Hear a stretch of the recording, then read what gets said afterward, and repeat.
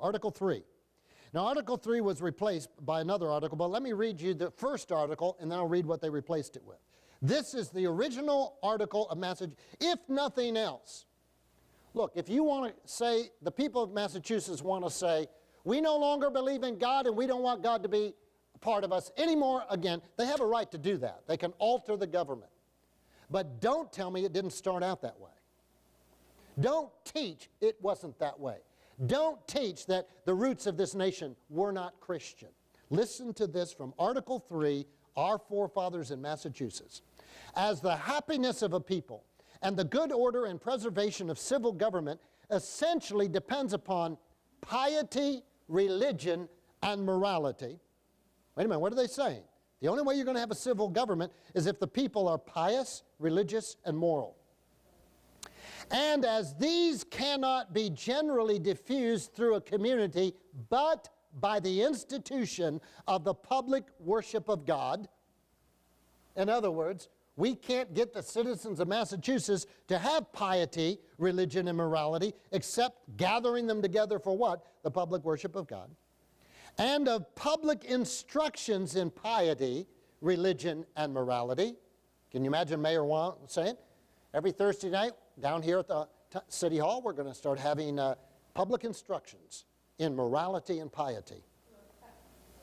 Therefore, the people of this Commonwealth have a right to invest their legislature with power to authorize and require. That means we can tell the legislature, you have the right to require the several towns, that would be Fitchburg, to make suitable provision at their own expense for the institution of the public worship of God.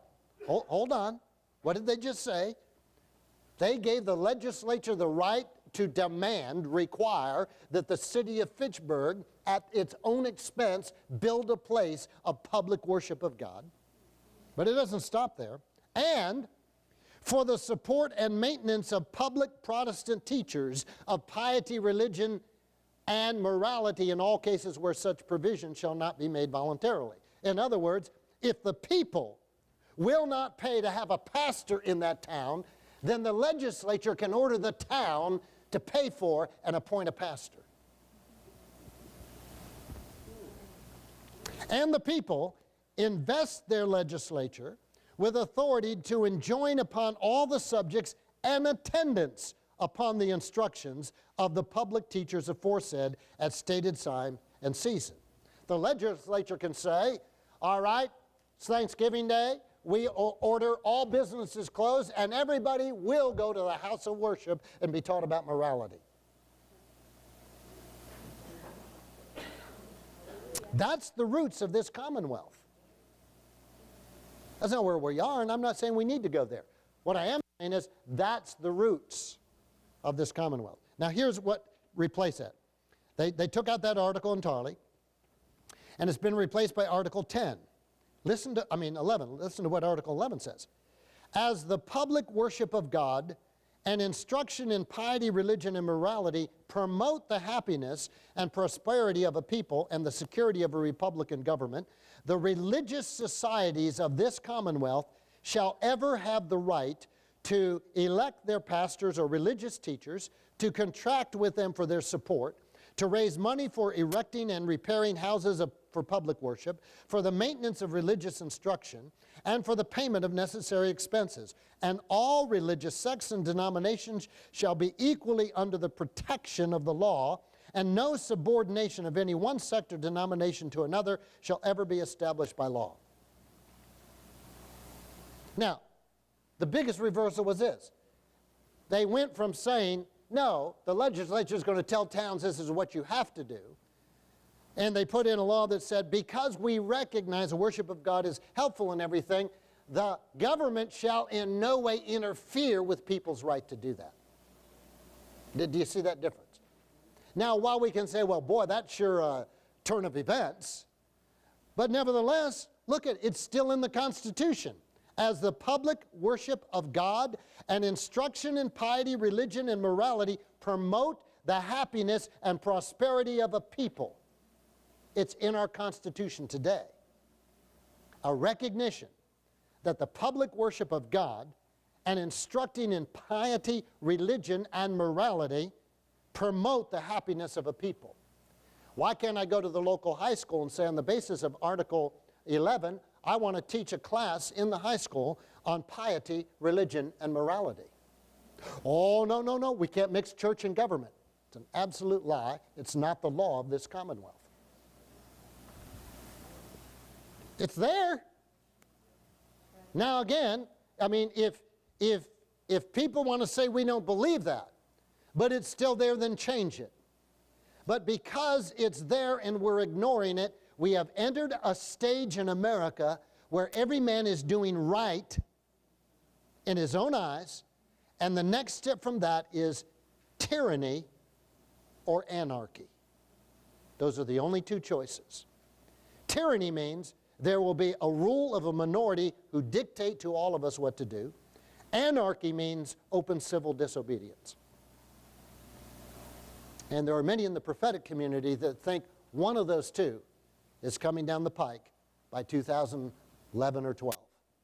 Well, why? It's here. We ignore this. Try reading that in the... Go down to Mayor Wong and say to her, you know, well, what are you doing for this? I mean, can we have a public? Oh, no, that's the church's job. We can't mix it.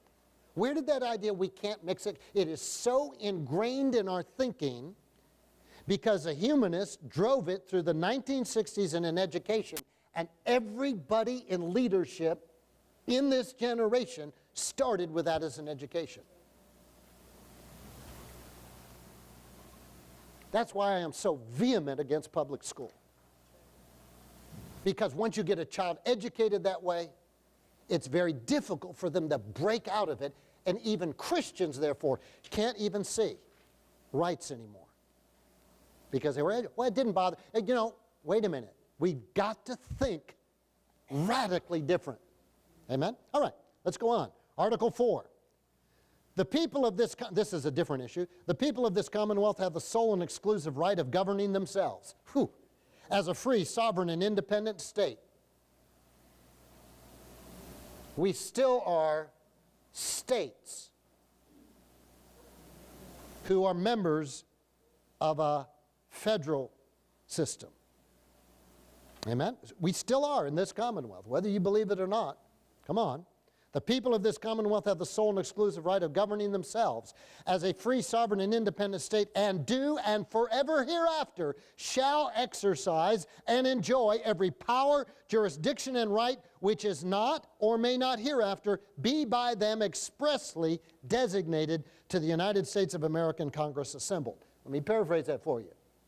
If we didn't give Congress the right to tell us to do it, we don't have to do it. Is that what it says? So what do? We send legislatures to Congress. We got two problems. We'll get to one. Well, let me jump ahead and then I'll give you the thing for it. We send legislatures to represent us, but when they vote, they don't represent us.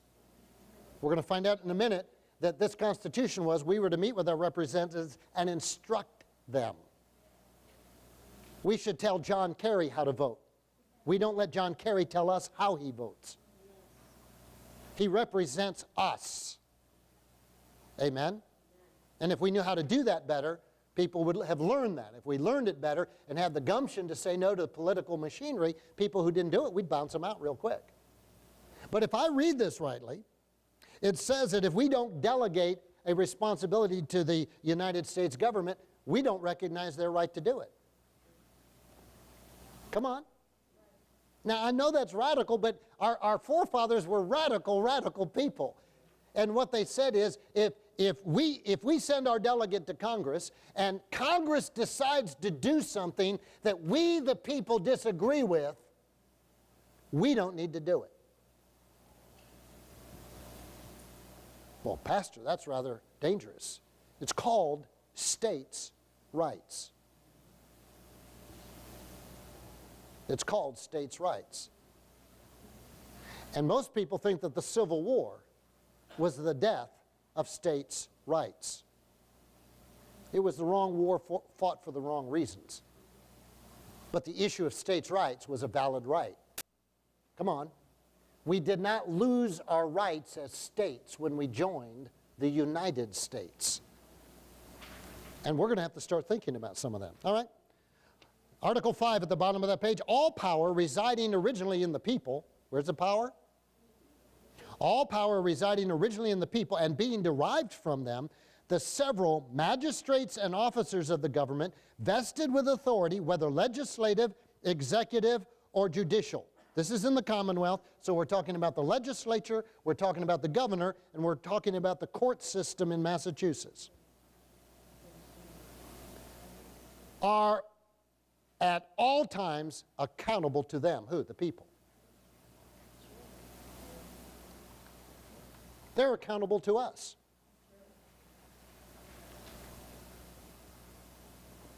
Do you know, you get in much of the South, in Louisiana, that whole area there, they have a whole different foundation of their judicial system. Our judicial system tends to be built on an English judicial system in New England, but down there it's on a French judicial system. But one of the things you'll find if you go from Alabama, Louisiana, and then you move west towards Texas and all there, one of the things you're going to find is all judges are elected. They run for office. Now, there's pros and cons, but I'll tell you one thing. You got a judge who's making bad decisions, you vote him out. Trying to get a judge who's immoral, illegal, and everything off the bench in Massachusetts is a difficult thing. But it shouldn't be. They're accountable to us. All right, here we go. On the other side, Article 7. Government is instituted for the common good, for the protection, safety, prosperity, and happiness of the people, and not for the profit, honor, or private interest of any one man, family, or class of men. Come on, it's the people. It's not because the wealthy get it, which seems to have happened today, or if you have a family name. Therefore, the people alone have an incontestable, unalienable, and indefeasible right to institute government and to reform it, alter it, or totally change the same when their protection, safety, prosperity, and happiness require it. Whenever the people in this Commonwealth have come to take an initiative, because we do have it's not in here, we have a process by which you get enough petitions, and you get the petitions together, and we can force the legislature to deal with an issue. We're supposed to be able to do that. It's amazing what gets stirred up in this Commonwealth. The political pressure and some votes over the past years where the legislature said we're going to ignore the will of the people. Well, they can't do that. They can do it until someone stops them. Article 8. In order to prevent those who are vested with authority from becoming oppressors, the people have a right to cause their public officers to return to private life and to fill up vacant places. We have a right to toss people out of office so that they don't become oppressors. Article 18. A frequent recurrence to the fundamental principles of the Constitution and a constant adherence to those of piety, justice, moderation, temperance, industry, and frugality are absolutely necessary to preserve the advantages of liberty and to maintain a free government. Let me repeat that. In other words, in order to have a free government and the advantage of it, then we need to adhere to principles of piety, justice, moderation, temperance, industry, and frugality. What's frugality? Quit spending our money.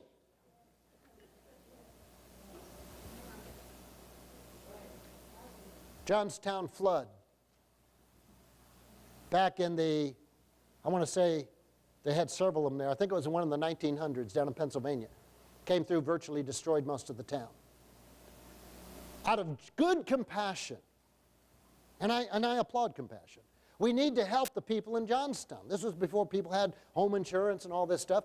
So the state legislature in Pennsylvania decided that they would impose a temporary tax of 10% on alcoholic beverages, the revenue of which was to go to help the Johnstown flood victims get their lives back together. The goal was to raise $40 million. This is 2008. 90 years after the flood, none of those people are alive. The 10% temporary tax in Pennsylvania has gone to 18%. It's still there and has brought in over $54 billion to the Commonwealth of Pennsylvania. Do you think those legislatures are going to say, well, you know, we really told the people it was temporary, let's give the money back?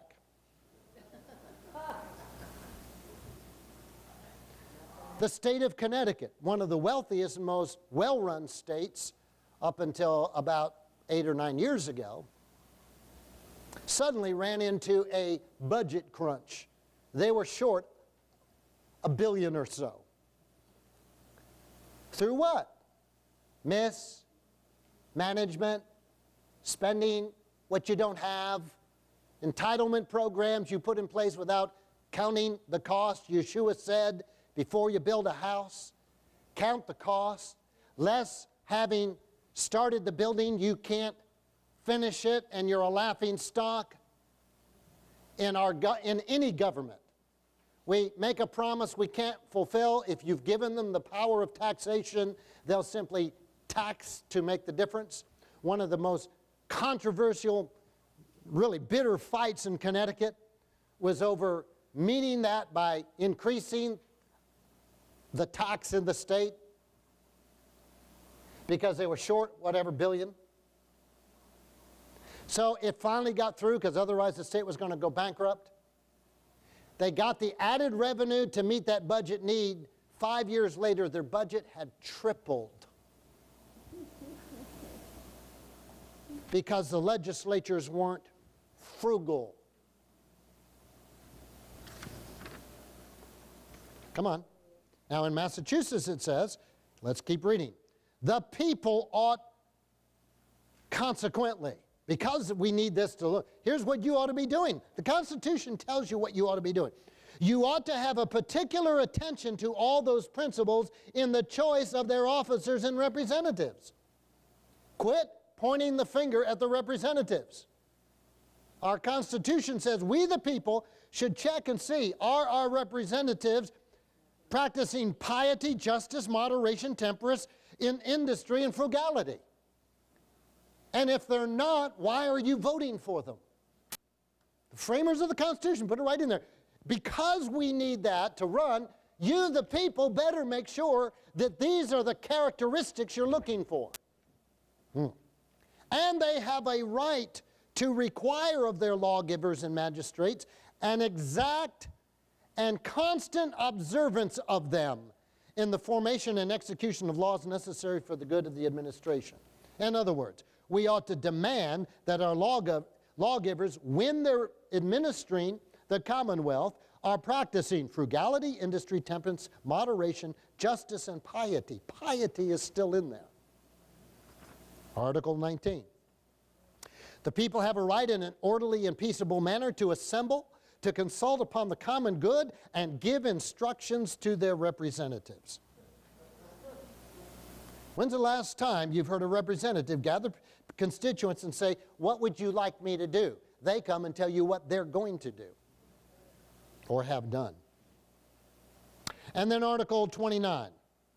It is essential to the preservation of the rights of every individual, his life, liberty, property, and character, that there be an impartial interpretation of the laws and administration of justice. It is the right of every citizen to be tried by judges as free, impartial, and independent as the lot of humanity will admit.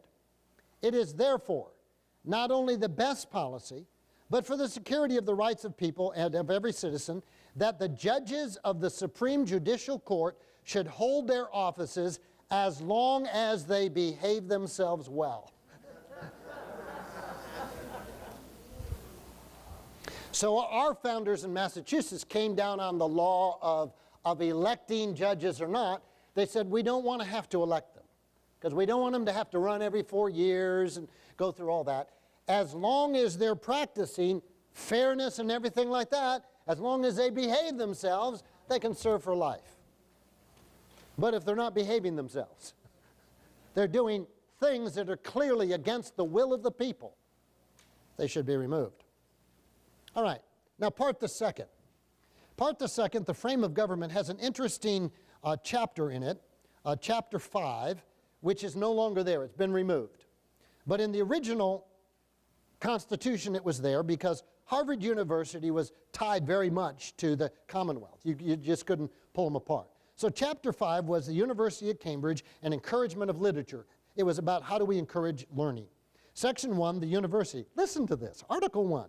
Whereas our wise and pious ancestors, so early as the year 1636, laid the foundation of Harvard College, in which university many persons of great eminence have, by the blessings of God, been initiated in those arts and sciences which qualified them for public employment, both in church and state. And whereas the encouragement of arts and sciences and all good literature tends to the honor of God, the advantage of the Christian religion, and the great benefit of this and the others in the United States, it is declared. And they go on and on, tell you how they're going to support the college. Excuse me, honor of God? Supporting the advantages of the Christian faith? Don't tell me this Commonwealth wasn't founded on Christian principles. You don't want them there now, that's okay. And if that's the way you're going to go take a vote and do it.